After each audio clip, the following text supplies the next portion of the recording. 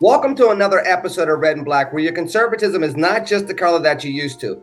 I'm Lenny McAllister. I am a guy that's once again on location and kind of disappointed because my dear friend Kira Davis informed me that some Jenner is trying to run for governor of California, which means two things. Number one, Kira hasn't announced yet, and I need to ask her that. And number two, it seems to be the wrong flipping Jenner. So I'm not going to wait much longer to go into this. Kira's back after a couple of weeks of doing her thing of being a rock star, but don't wave. Don't wave. The first thing I want to know is, why haven't you announced yet? If there's any Jenners anywhere, Kardashians, Jenners, or anybody else running for governor and you haven't announced, you got some explaining to do, Lucy. Okay, look. It's not my fault, Lenny. This is Mr. Davis's fault. I'm ready to go. I'm ready to save this state. I'm ready to give up my time, my energy, my life for the people of California. And Mr. Davis is the Debbie Downer. He won't let me run. And his reasoning is as follows, and I quote, "I don't want to have to deal with all that boring political stuff." What can I do? First of all, you don't seem like the type of woman that takes, well, I'm not allowed, very kindly. So I understand you gotta hide behind that. You gotta go to your political insiders in order to raise a little bit more support. That's a nice little ruse. Well, listen, I am not the head of this household. I know that's going to be like a really controversial statement for, I know. I am not the head of my household. So I have some authority in this household, and most of the time I get my way. But when Mr. Davis decides to put his foot down, then that is where it is put down. So I do hope to help another candidate who I'm very passionate about, and hopefully we'll get in the race, but we will talk about this Jenner issue.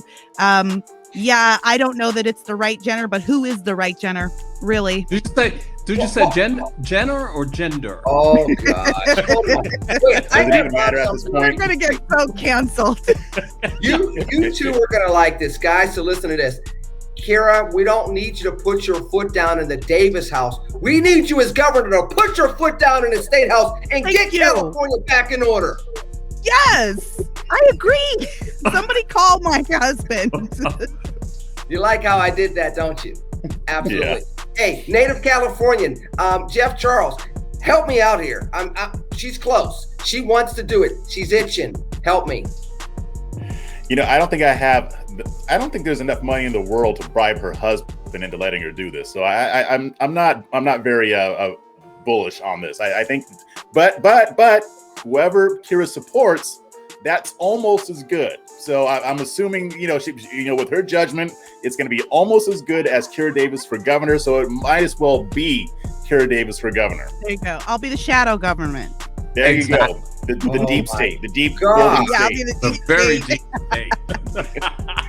Oh, Dr. Metzler, you're supposed to be the smartest person on this show. Please help us all, and two, help get her over the top. It's not about appealing to his bribery when it comes to money. It's helping him understand the historical moment of what his wife can do for California. The brother's not buying it. It's over. It's done. It's not true. He's not going to buy it. It's not. There's. I have tried everything. There's nothing to sell. He's not buying it.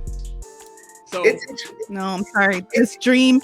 It's like when I told him I wanted to have one more baby at the age of 46. He was like, "I think you need to accept that your childbearing years are over and your dream of having one more baby is over." And this is another one of those cases where he's just like, you just have to accept that this is not happening.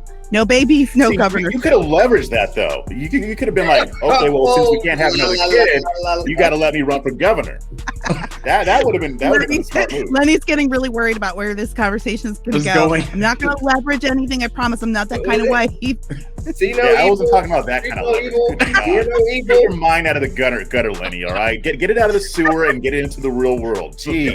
You said leverage this right after he talked about having a baby and wanting to run for governor, and I'm the But your person. mind was so deep in the morass that you didn't even bother to wait and see what I meant by that. See, that's where your mind just went, and that's a you problem, not a me problem. I tell you what, if this was Fred Sanford, I wouldn't have been putting my fingers in my ears. I'd have been grabbing my heart and talking about Elizabeth the way you brought that up.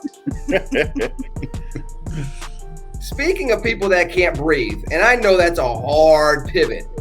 It's a hard segue, Lenny. Wow. But you know, we got to get it in there, right? We got to You mentioned, Dr. Metzler, people that aren't buying it. Those folks, and I'm going to go to you first, the folks up in Minnesota that are paying attention to this trial are watching this defense team. And, you know, you look at the comments on social media and you hear some of the commentary, and there are people that are saying, it's almost as if they want him to be convicted. It's almost as if they're not even putting up a proper defense. And I'm going to go to you as the attorney. What say you initially? Well, so here's the thing. If the facts are on your side, you argue the facts. If the law is on your side, you argue the law. If neither applies, you just make shit up. And pretty much that's what you have going. Look, the defense here's the defense. The crowd made me do it. And by saying I can't breathe, it is resisting arrest. Huh? Where they do that at? And so I think in this particular case, they have no defense. So they've gone to the just make shit up defense, which is what you have here. All right. Kira, is there much to add to that? I mean, again, the bottom line is people still have this image in their mind, and that ain't going away. Yeah. I mean, Kris's intellectual breakdown of the defense is it's unassailable. I don't know how I can eat that, but yeah, I think the issue here, this is really going to be ugly. Jeff and I were kind of chatting back and forth on Twitter about it today. This whole thing is going to be ugly. The issue here is there seem to be two separate camps. There's one camp that says, okay, George Floyd is responsible for his own death, or his drug dealer is responsible for his own death. And then there's the other camp that says, you know, that Chauvin is completely responsible. There's no doubt. I mean, I do think the defense has proven that Floyd was not in good health, that he was a drug addict, like he wasn't in great shape. And the reason the police were there was because they were called to a crime. So in that respect, yes, George Floyd is a party to his, I'll say, discomfort. But I don't understand the people who shall remain nameless who are out there on Twitter saying that, oh, well, look, we've got proof that the drug dealer killed George Floyd, or George Floyd got himself killed. But at the end of the day, the point of all this is that if Floyd doesn't have this encounter with Chauvin, he walks away from that day at the store alive, no matter what he was doing. You know, no matter what was going on and no matter whatever issues he had, we've established that he's not a saint, and the defense has established that he wasn't a saint. But no matter that, if he doesn't have this conflict with the police officers, he walks away from that store alive that day. So the question becomes not who is responsible. The police officers are responsible. The question becomes to what extent.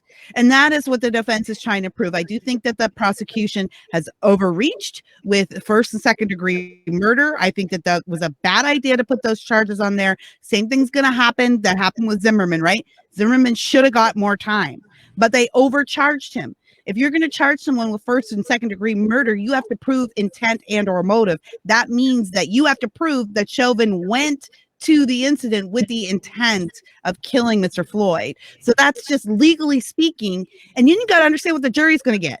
They're going to get a lot of mumbo jumbo about reasonable doubt and the law and that all. I've been on a jury before, and no matter how smart you think you are, once you get in that jury room, you really take that stuff seriously. It starts to play around. So I think that the defense, from what I've seen, has actually been doing a pretty good job on Chauvin's behalf for, trying to work with what they have. He's going to get some time.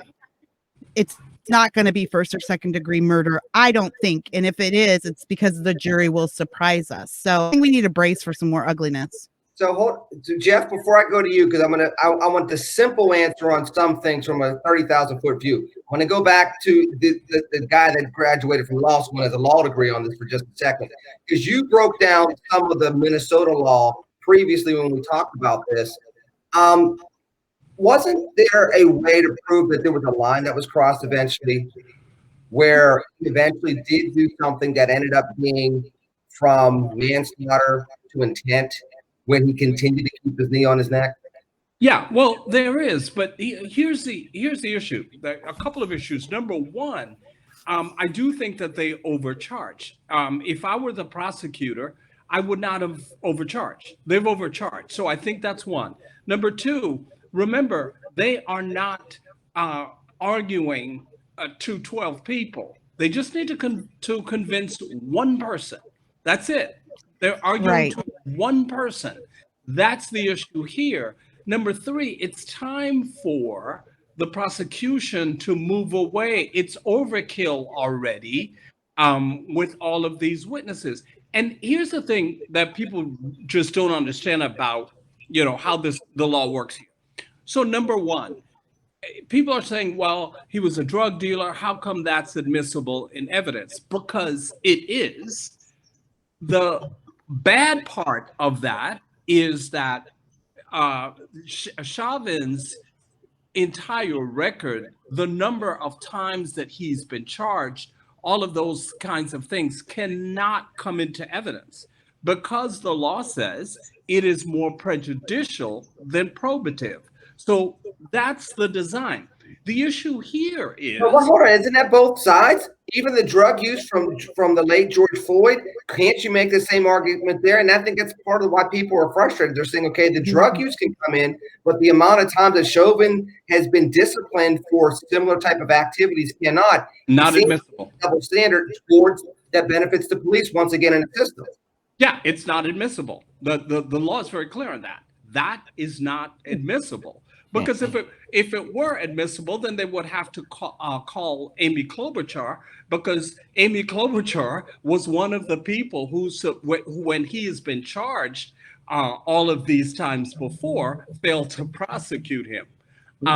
It's interesting because her criminal justice record as a prosecutor up in Minnesota before she became a U.S. senator came to play in her presidential race. It was one of the things that kind of was a swipe against her from the Black community. It's interesting you bring that up, Dr. M. Yeah. But go ahead, I digress. Continue real quick because I want to get over to Jeff.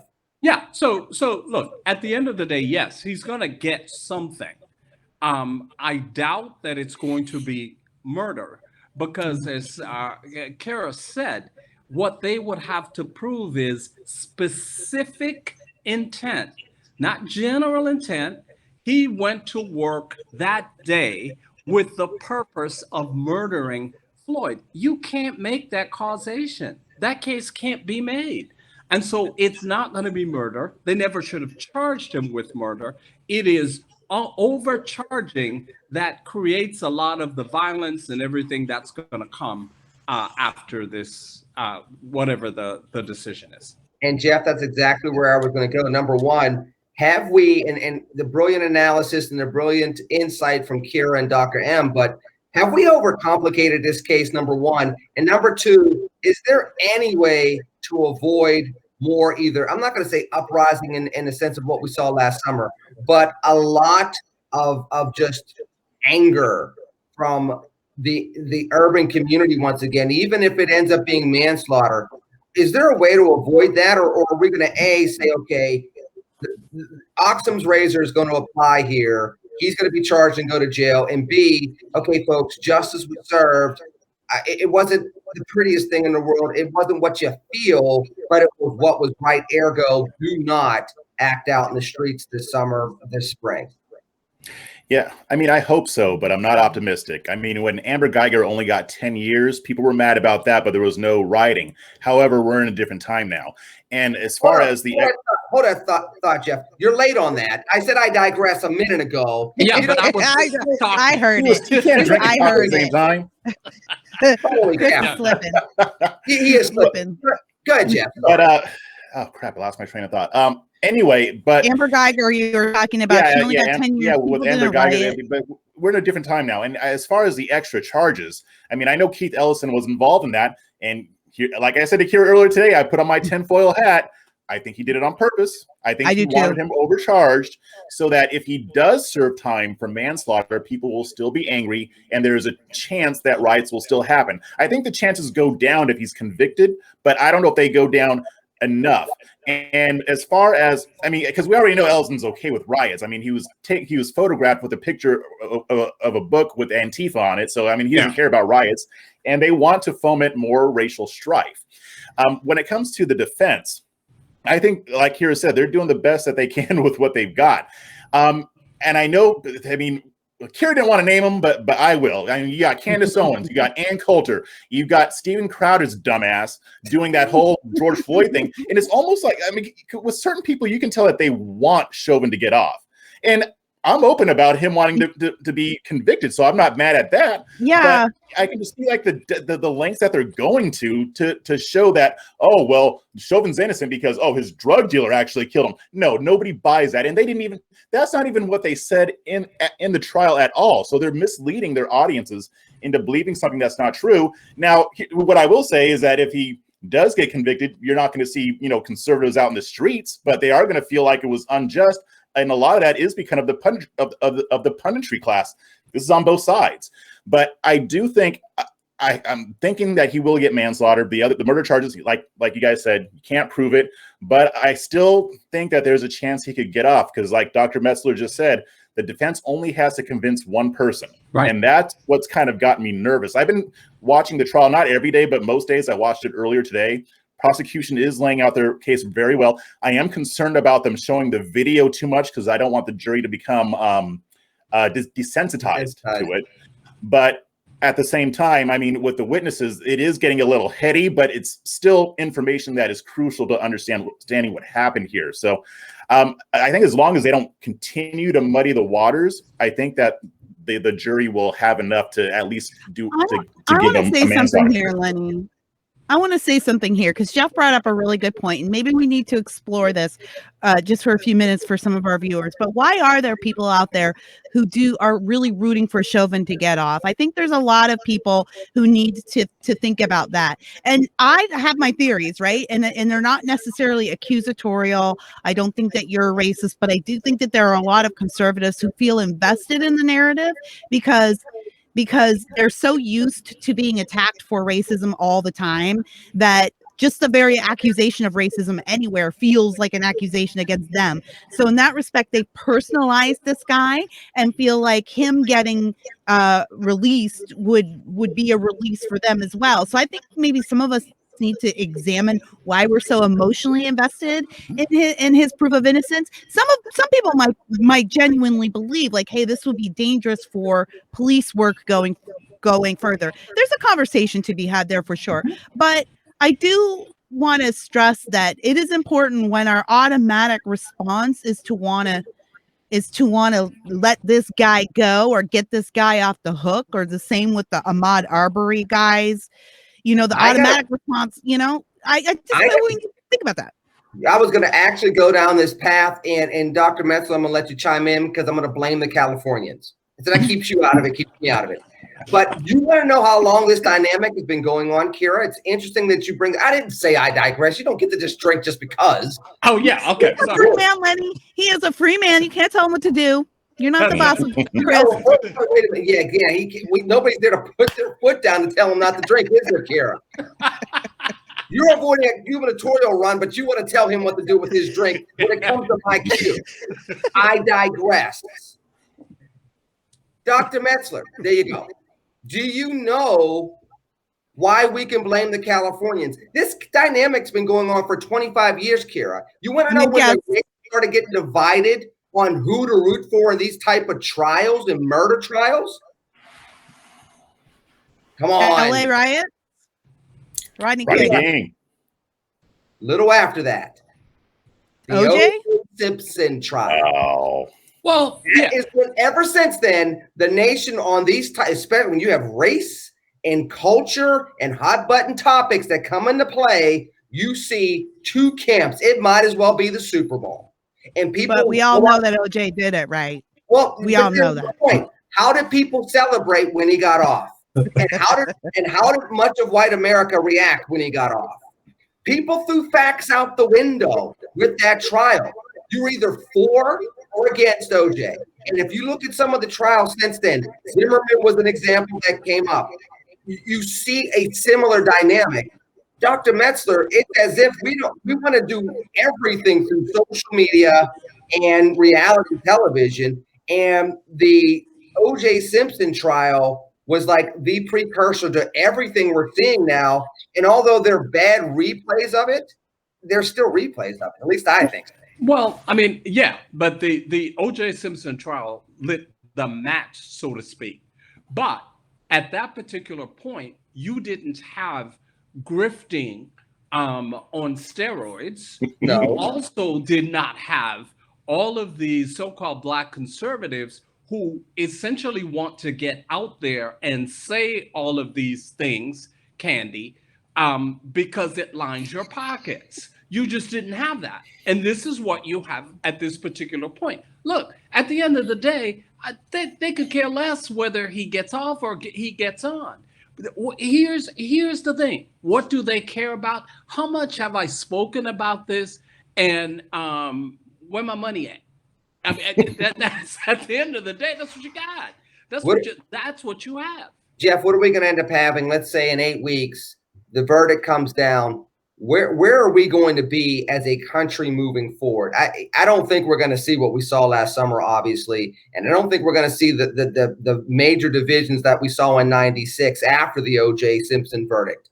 But where will we be moving forward? Because we're still going to be dealing with the pandemic. We're still going to be dealing with people getting back into the workforce. We're still going to be dealing with schools with this maybe we're open, maybe we're not type of dynamic. Where are we going to be as a culture 6-8 weeks after this? You know, a lot of it is going to depend on the outcome of the trial. But at the same time, we're not done with this conversation, regardless of how it goes. Remember, we still have the McMichaels coming up. They haven't set a date for Ahmaud Arbery's killers, but that's going to be coming up. And I'm sure it's going to come up this year. So that'll be another hot button issue. And I think that, and one thing I will say, I mean, regarding the right and how they're reacting to this, most conservatives, even after the riots, even after all the stuff that's come out, most conservatives are still condemning Chauvin. They still don't think that he did the right thing. And I think that most still want him to go to jail. But I think on the right, we still have that strain of back the blue, no matter who. And those are the ones that are really concerned about this. And they want him, they really want him to get off. And those, unfortunately, tend to be the loudest people. So the hard part about this is, you know, we talk a lot about unity and how divided we are. I don't see much of that getting mended with the George Floyd trial, because if he's convicted, you're going to have the people that I just mentioned, Ann Coulter, Candace Owens, Steven Crowder. They're going to be saying, oh, this was an injustice. Oh, it's because he's white, or because it's racial, or because they had too many Black people on the jury. I mean, that's just the kind of things that they do. And then you're still going to have people on the left, on the hard left, saying, well, everybody's still racist. Everybody's still racist no matter what. They didn't get the murder conviction. So that means that everybody's systemically racist. They don't see how their side plays them, just like our side plays our people too. And I don't know. Go to colorofchange.org and donate $15 right now to make sure that we never have racism again in this country. That's what it is. It's going to be a bunch of fundraising. No, there are a lot of people who have no interest in seeing these issues solved. It doesn't. It's grifting season on steroids, and in grifting season is still going to be here. And you're right. Most of these people don't want to see the problem solved.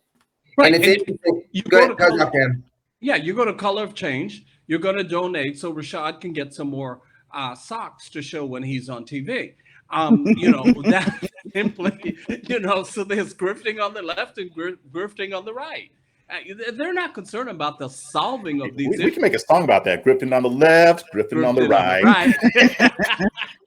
I might just do that. And there's victims that keep getting left out. And Kira, I want you to look at the face of this victim right here that became famous for all the wrong reasons this past week. And once again, we're dealing with this crisis at the border, and everybody is having their talking points. But here's a very real human story. I got an 11-year-old. This kid was 10. Where are we going to go with this crisis? Because everybody wants to talk about statistics. Nobody wants to talk about solutions. And people are failing people like this 10-year-old boy. Yeah. Well, it's terrifying. And yeah, I have a 13-year-old girl. And I mean, I have a lot of thoughts about this. One is, I can't imagine as a parent sending my kid to walk to another country ahead of me. So there's that, and I know there's a lot of people that would say, well, that's the kind of terror that you come from. Maybe, but I think we're making a lot of moral judgments about the kind of people that are sending their kids to the border alone. We're assuming that there's nobility in their motives when sometimes there are just different cultural beliefs about children and their value, and so I'm not willing to assume that every person that shows up at the border, it just has the purest of intentions or who's sending their kids because they're just terrified. The other thing is that it angers me that we're on the hook for this. We didn't ask for these people to send their children alone at the hands of smugglers, and now to have to be faced with an image like that boy, that is heart-wrenching. We do have, as Christians, of course, we have duties to one another, the poor and the widowed. And as American citizens, we have duties to each other as well. We've also been suffering in this country for the last year. Our businesses have been shut down. The people who would pay the taxes to take care of this have not been working and paying their taxes. Now we've got a government who's lying to us about what's happening at the border, about the crisis at the border. And in fact, they're encouraging terrible stories like this, boys. It's not our fault. It's not my fault sitting here 40 miles from the border, watching how it's shifting the culture, a culture that's already very tenuously tied to success in this state because of our own doings. And now we're watching all of this stuff shift in front of our eyes, and we're helpless. And it's very difficult to reconcile that with the fact that this is not our fault. We haven't asked our government to pretend that there's no crisis at the border while opening the border and then encouraging these people to come over and drop their kids off. And now we have 172,000 kids without parents here. It is a dilemma. You can hear I'm like struggling to talk about because it is a dilemma. What do? You just drop those kids off at the border and send them back? I don't know. But do you make them citizens? I don't think so. I'm sorry, but you're just going to encourage more of this. And it's not an issue of what we can handle so much as it is an issue of humanity. And you encourage people to send these children vulnerable and alone to a country where they don't know anybody, and God knows what is being done to them on that trail on the way here. That is not our responsibility. And we did not welcome that. Joe Biden welcomed it and the Democrats welcomed it. But the rest of us who actually have a heart for people do not welcome it. And I'm sorry. I'm sorry that the rest of the world sucks. 3/4 of this world is terrible. I know that there are people that are desperate to get here. I would be too if I wasn't here. But the truth is we do not have the capacity to take 3/4 of the world. The rest of the world needs to clean themselves up. We can't do it all, and we won't be able to do any of it if our whole system collapses under random and unchecked illegal migration. And let me go to the other immigrant on the line. That's one of the wonderful things I like talking about when it comes to immigration on Red and Black is the fact that 2 of the 4 of us were not born in the United States of America. So when you two talk about coming to America, this is not, somebody from the heartland making up something. You all have lived this. So Dr. M, when you look at this, and again, of course, you've also looked at immigration as a policy analyst for years, as you like to say, for I don't know say how long you've been doing it. But as you're looking at this now, it seems as though in many instances, the trail of immigration and how this is broken is worse than what it was with what Reagan had to deal with. What do we do now? And we don't necessarily have a Reagan or a Congress that's willing to compromise on this like we did in the mid-'80s. So there are a couple of things. Listen, I am all for legal immigration. That's how I got here. Their rules, follow them. That's number one. Number two, fundamentally, what the Biden administration does not understand is that this is supposed to not be about whether or not those people are suffering in their country. That is not the standard for asylum. And I keep hearing them talking about, oh, their economy has collapsed. Well, hell, so has ours. Okay. And so this notion that you just let people in freely is asinine. That you follow the rules, but who is going to pay for that? We have to pay for it. That's the problem that I have relative to that. And these folks, I feel terribly for them. But if you want to come here, you follow the process. And by the way, Kamala, Jeff's love, is in charge of dealing with the border. Ever since she's been in charge, I've heard nothing about what it is that she's going to do. She's gonna get a snack in Chicago, Kris. Yeah, she is Chicago to snack. And so she would be able to tell you what she's going to do if she was able to stop laughing for long enough. Oh yeah, well there's that too. So as we look at that, look, there is no policy, and all of a sudden now they're starting to rebuild the wall. Oh wait. I'm sorry. That's so. Look, we're against rushing these vaccines until we're president. Then it's a really good thing we have these vaccines with all that deregulation we had in 2020. That border wall is a really bad and racist idea. But now maybe we should start rebuilding that wall. And I think kids in cages, terrible idea. Jeff, this is why people are so cynical about politics. It's like Biden can't fix his lips to say, I hate Donald Trump, but he did start Operation Warp Speed. Just say it. We know you don't like the man, but we also know he was president this time last year that started Operation Warp Speed. And it seems to be the same argument at the border with this administration. And it's going to cost not just them some political capital, but it's going to cost people some lives. Yes, I mean, and as far as Kamala goes, I think I'm breaking up with her because I mean, when I look at this issue, oh my god, when I look at this issue, and I'm making a joke, but I'm only making the joke because like this is one of the few. You're not going to break up with her? Is that what you're saying? I am. But the reason I'm making that joke is because like this is one of those issues that really gets me angry. I mean, the Biden administration is responsible for this crisis. Yes. You've got these children coming up. 100%. The girls, 80% of these girls get sexually abused. Yeah, that breaks a lot of these girls get smuggled in. A lot of these people come here thinking that, oh, these coyotes are going to get us into the country and we'll be all good. No, they're coming here under false pretenses to get trafficked, sex trafficked, forced labor.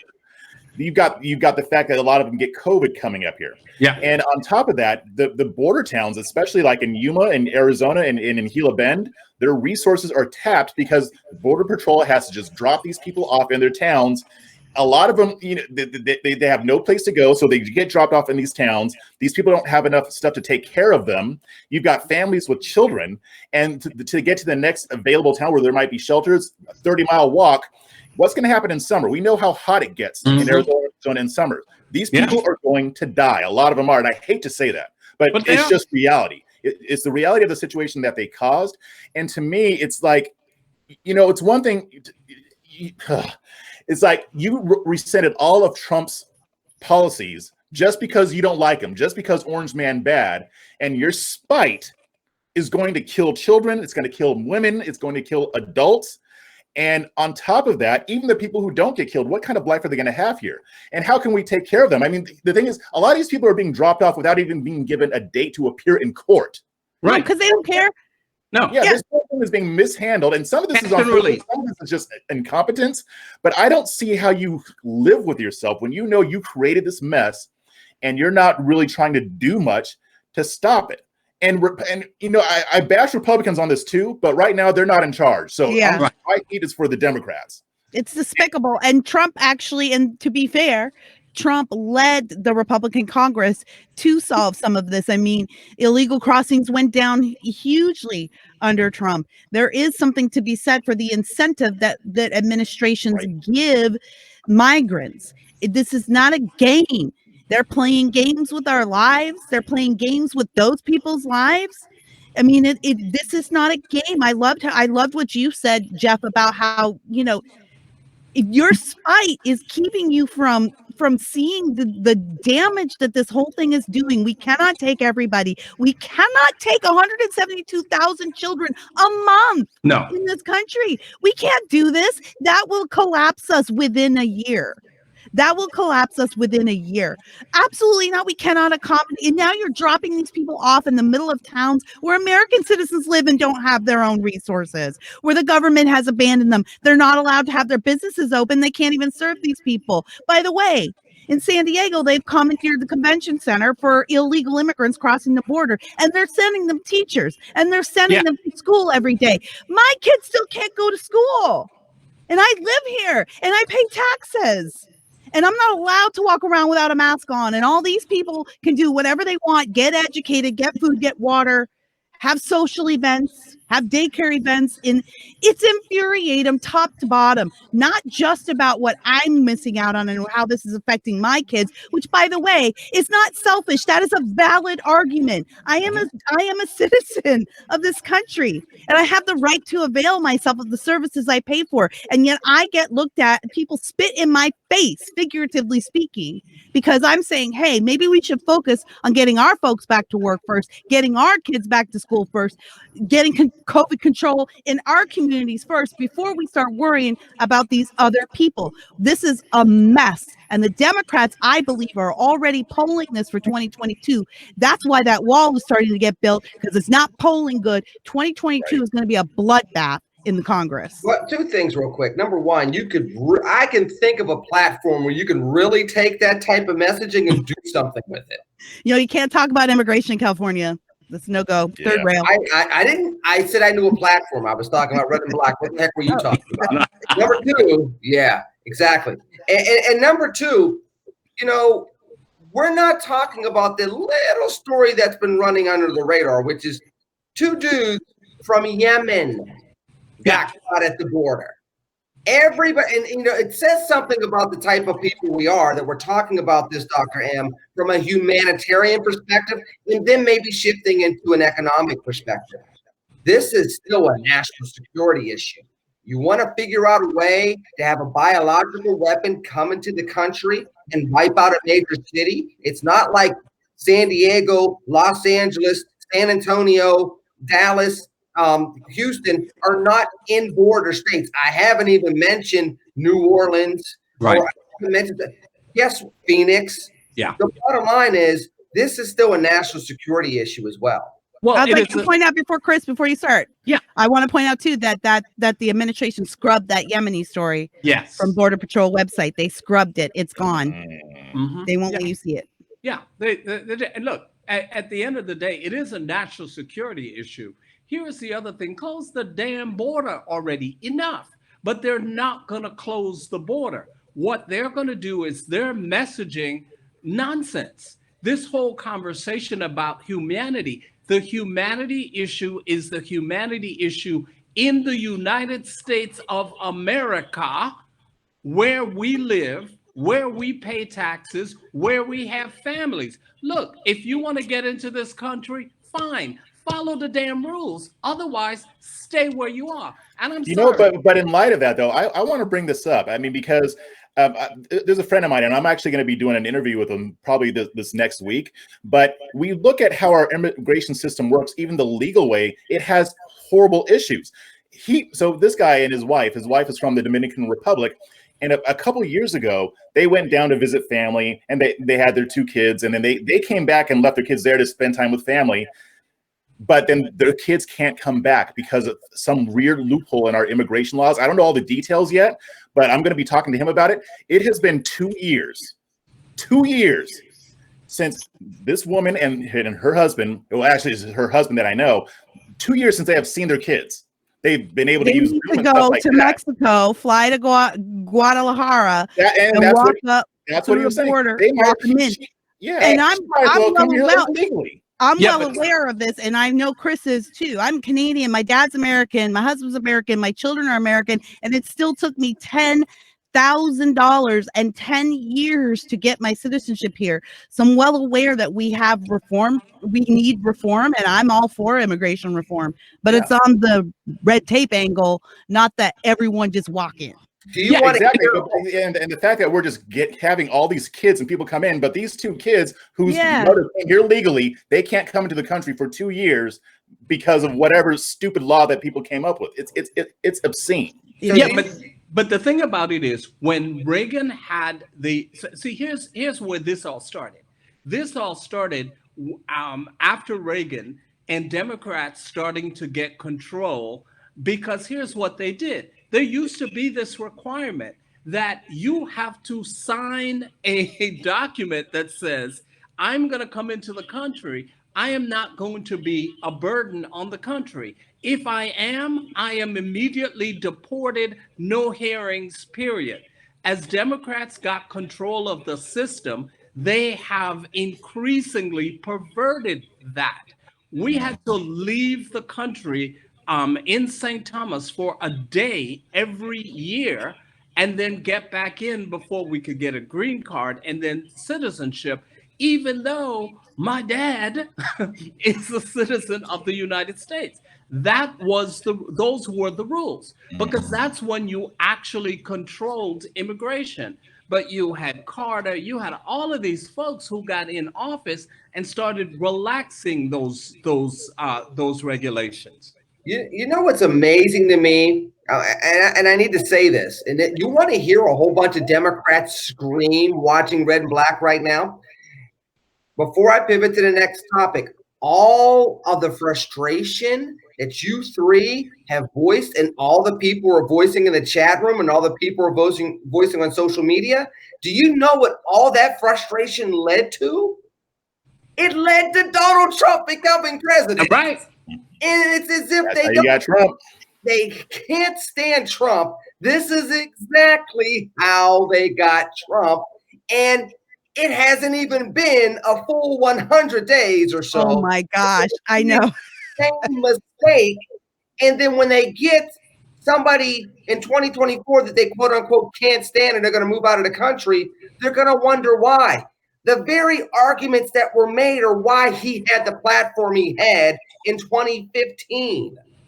So it's just ironic that I'm hearing all this animus. But I do have the perfect candidate to be able to take care of this, because we have a change, and I'm not even making jokes about change because people will get mad about that. But it's a double entendre, because there's a recall change and there's a change candidate, and there's some kind of double entendre in there too. This ain't the Jenner I was talking about. I was talking about Kris Jenner, Kira, and you go get. She might not be bad. Yeah. You go get the other Jenner. Please explain this to me, because I'm not from California. I'm from the hard scrabble city of Pittsburgh, Pennsylvania. We don't do media stories like this. Yeah, well, this is our problem in California, and I've been seeing a lot of conservatives on Twitter actually saying that maybe Jenner would be good, because the entire family, the Kardashians, are Republicans, and they are pretty conservative. And Bruce Jenner, when he was Bruce Jenner was always a very proud Republican, and Caitlyn Jenner, now that he's Caitlyn, has also come out and said the same thing. So I know that Caitlyn Jenner is Republican leaning and conservative leaning, and has spoken out for people like Donald Trump. But you have to understand that Caitlyn Jenner is a celebrity, and Caitlyn Jenner's priority is celebrity, not governance. So Jenner might be a Republican, but he's no politician. That is a totally different thing. The last time we elected a celebrity who we were excited by and we thought could kind of cross that Republican-Democrat divide, that was Arnold Schwarzenegger.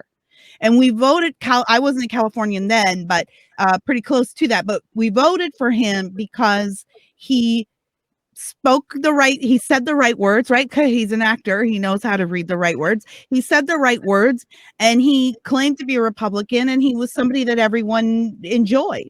And what did he do? He sold us up the river.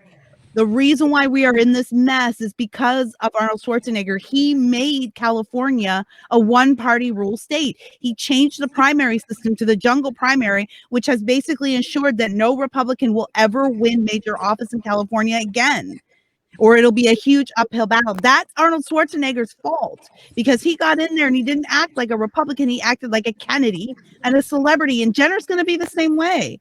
Oh, great. I mean, I get it. Oh, we elect a transgender Republican to own the cons.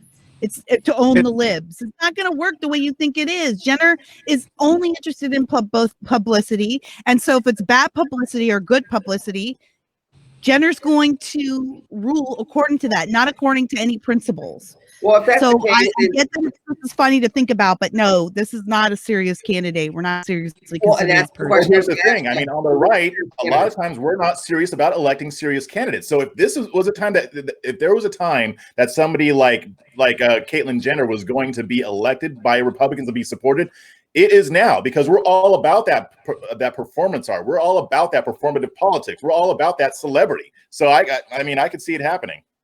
Or at least having that. Bono a Republican or a Democrat, Kris? The late Sonny Bono. He was a Republican. He was a Republican. Okay. Yeah. Jesse Ventura was not a Democrat up in Minnesota, right? No. Libertarian. He was an idiot. Some type of independent party.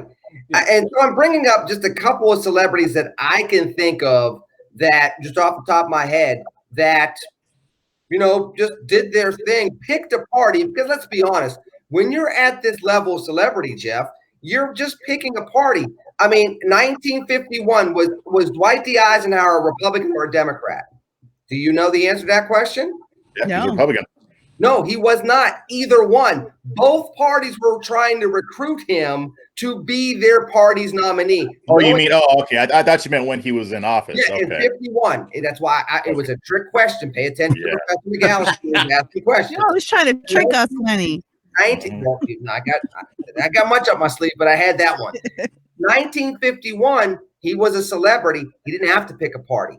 So, with a Caitlyn Jenner, one, do you agree with Kira, Jeff, in regards to this isn't a real candidate? And number two, if it is a real candidate, he's just picking a party and kind of riding with it. Let's be honest, Donald Trump kind of did that, even though he was a Republican longer than, let's say, Eisenhower was. But Trump was both, and he was a New York Republican. So what does that mean sometimes? Yeah. Well, I mean, and if I have it's correct, I mean, like Kira said, back when he was Bruce Jenner, he's a Republican kind of from way back. So I don't think that he would kind of pick that party. I think he's already picked it. I should be calling her she. I can't. Yeah, I was just about to say. I'm gonna get canceled. I'm sorry. But no, why do I have to let a white man tell me what to call a woman? That's right. I'll pull the race card. You want to use he, you use it.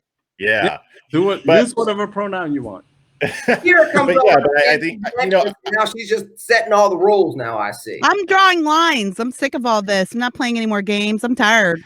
I don't have. But in answer to the question, though, Jenner's not a serious candidate. Here's the thing: we have to remember this is California. And I'm saying we like I'm still in California, but we have a history of having non-serious candidaits. Mm-hmm. Anybody remember when what's his name? What you talking about, Willis? Oh yeah, Gary Coleman. He was running for governor. We had all kinds of weird, eclectic. By the way, Gary Coleman was totally murdered. Just putting that down. He was murdered by his girlfriend. I'm just saying. That makes this whole thing even weirder. Where did that California has a history of weird gubernatorial candidates, and usually they end up with the regular type of politician. So I don't think it's serious. And I think that's the same thing will happen. Jeff? Same thing will happen. We've got a couple people on the Democrat side already putting their hat in the ring. Mayor Villaraigosa from LA has put his hat in the ring. God. You never seen a bigger empty suit than that guy. And then my fingers are crossed for Rick Grinnell. That is, he's been making moves and overtures about it, and I could get behind that candidate for the Republicans. Do you think he could win? Yep. Why? I think that we are at peak annoyance, as you just so definitely pointed out, Lenny, after this whole immigration talk and how we were so upset. Californians are very upset. I mean, Newsom has his loyal fans, but you go into the regular California and it's a lot of Democrats who just feel betrayed. They just feel like, oh, I've done everything you asked me to do, and I'm on your side even, and you're still punishing me. So Rick Grinnell's he's gay. So he's got that appeal to the California sensibilities. He's got the Trump thing to overcome. But I think at this point, there's some messaging that you could do to just get past that. He wants people to open that. He wants what people want, which is to open and send kids back to school. Those are our two biggest concerns right now. So he's got the messaging on his side as well. And then the other thing we're dealing with is the gig economy stuff with AB5, which is now turned into the PRO Act, which they're trying to put on us nationally. So Rick Grinnell's got a great message tool there as well, because California is the gig economy. So he focuses on those things. He doesn't focus on the typical Republic. And he's just a badass. He knows how to talk back to people. He doesn't take BS from the press. Newsom is hugely unpopular here. You just get the right guy who knows how to message properly. I think he could win. And there are a lot of people, y'all don't know this, but there are a lot of conservative voters in California who just don't vote. I think it was around where 2.5 million conservative voters who simply don't vote. If you had a candidate that got those people to the polls, you can totally beat a Democrat on the gubernatorial stage. Absolutely. Because I was going to ask if the whole Trump connection would be an obstacle for him, but if that's the case, then I think you can get around them with messaging. And let me ask, and I want to go to you, Dr. M. I'm actually coming over to you real quick before we have to end the show. Are we getting to a point in time where some of these elections are more, with some of these votes, they are kind of like FU type of votes, where you can win a race like California, Dr. M, because there are conservatives on the sideline. Some Democrats are like, you know what, I'm sick of you all. F you, I'm going to vote something outside the trend. And haven't we been saying that lately anyway? Yeah, well, I think, in fact, that we have. I think it's possible. I think Grinnell would be a formidable candidate from my work with him in D.C. I think he would be a formidable candidate. But I've noticed none of you have spoken about Major Williams. Yeah. Okay. Yeah, we haven't. All right. That's a keen observation there, Mr. I have 10,000 degrees. I'm the most interesting man in the world. Okay. You're right. We haven't. Yeah. Good. Thanks. Well, before we go, one thing we haven't talked about, and I want to talk about next week. I don't know if everybody's taking the quiz, but Jeff wants to put his conservative swag out there. All hat tips to you, Dr. Metzler, and put out there how much of a conservative he is by taking this political compass thing. I'm not going to reveal what your test was. I took my test. I might get kicked off this show because everybody's going to call me a communist, even though I didn't score anywhere near as bad as some people think I would. Have you two taken your test yet? No. I've taken mine. Do I have to take it? I thought you were joking. Yeah. Yeah, you got to take it. First of all, you got to prove to us that you're still not Canadian and communist, because we all know that all communists come from Canada. Yeah, you got to take it. So all right, fine. But okay, I'll check in next week with that then. I've taken mine. All I know is this is just going to make me look bad. I'm still conservative, everybody. I can tell you at least I was towards libertarian. I will definitely say that. Nobody believes that, though. I guarantee you, out of the four of us on this show, look at Kira's face. I know. I'm like, methinks the lady don't protest too much. Kira's like, you were like a pinko, Lenny, not red. Hey, no. Pinko in black. Believe me, I am more conservative than all three of you combined. I'm okay with that because so I'm probably conservative. I got my libertarian streak, so yeah, I think I do too. But I will argue that libertarians are what conservatives should be. No, I agree. Okay, we can have this conversation. I'm going to say absolutely not, but we can have that conversation another day. Well, I am the type of conservative that Mitt Romney said he was in 2012. What did he say when he was trying to prove how conservative he was to CPAC, and they were like, "What the hell was that?" What was I he? Remember? I'm like, was that a binders full of women or something? Well, he had the binders full of women, but the kind of conservative that avoids black people. He's like, super conservative or rightly conservative or some type of weird adverb he put before it, and everybody looked around and was like, "Is that?" I think the word you're looking for is squishy. Yeah. Yeah. Well, it just proved that because somebody that's like bigly conservative, if your name's not Trump, kind of looks, and you get to look like you're crazy. So with that said, Kira, you got a week to do your homework. Okay. It's only 125 questions to it. It's not that long. No, it's not. Okay. It's not really. It'll take you like 5-10 minutes. Kira was like, "Oops, internet connection went bad." Yeah. Sorry, you can't hear you. You're freezing. I'll see. Anywho, Kira, show's ending. Tell us all the wonderful things you've been doing. I know you did Jesse Kelly's show recently, right? Yeah, I was on Jesse Kelly's show earlier this week, and I was also on KBC with Larry O'Connor. I was talking about my op-ed that went a little bit viral. It's time for Americans to stand up and draw a line in the sand. And I'm going to expand on that concept moving forward. I've had some requests too, but I think it's time to let go of diplomacy for now. The left is determined on pushing us out of the public square totally. And so some of us need to draw a line instead of leaning on typical conservative values of kind of live and let live, which is fine, but they don't want us to live. So I think we're seeing a sea change in our culture right now, and it's time for some of us to take a stand on certain issues. So you can go to Red State and look that up, and you can see more of what I say about that. And you also did, and I know we got to get to just listen to yourself, but you also filled in for Tony Katz, right? Filled in for Tony Katz this past week on Monday. That was a great privilege on Tony Katz Today. I'll be back in the Tony Katz studio on April 29th to fill in for him. And I also just want to give a shout out to my good friend Dave. My husband and I had the extreme privilege of traveling out to Washington, D.C. over the past weekend, and we got to attend his promotion ceremony at the Lincoln Memorial. He was promoted to colonel in the U.S. Air Force. Rare privilege, yes. So Colonel Dave Lamont, I wanted to say I'm so proud of you.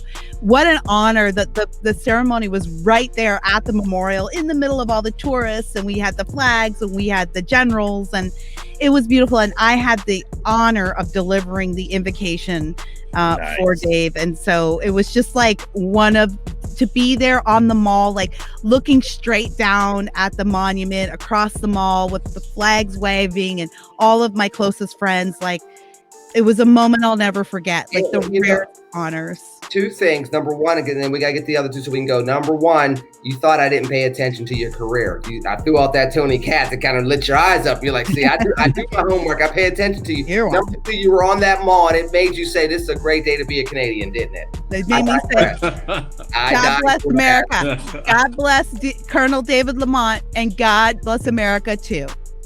Jeff, what you got going real quick? Yeah, so you can check me out on my YouTube channel and podcast, A Fresh Perspective with Jeff Charles. I've got some awesome interviews coming up. I've got one really big interview coming up, but I'm not going to announce it yet. And join up with my locals community at freshperspective.locals.com. Just only $4.99 per month, and you get the awesomeness that people who don't subscribe get. And listen, real quick, Jeff has put a great series together tracking the history of the Black community with the Republican Party. Go check out A Fresh Perspective. Kira does a great job on Just Listen to Yourself. Jeff broke this down over the course, I think it was 3 episodes. Go check that out. Dr. M, real quick, what you got going on this week that's going to shame all 3 of us? No, where, as you may know, Alcee Hastings, congressman, died this week. We are in the process of vetting 2 Republican candidates to run for his seat. And hopefully we'll have an announcement because the Republican Party has never really run for that seat. So we're doing some deep dive into 2 candidates' backgrounds. And hopefully one of the 2 will be able to make an announcement about. Once again, it's Kris Metzler's world. We're just living in it. In the meanwhile, make sure you're tuning in on Red State. Make sure you're tuning in every week on Red and Black. Check out the stuff just listen to your stuff that Kira Davis is doing on her different streams and all. Oh, and thank you to Aja for filling in last Oh, week. yes, absolutely. Thank you, Aja. Appreciate you.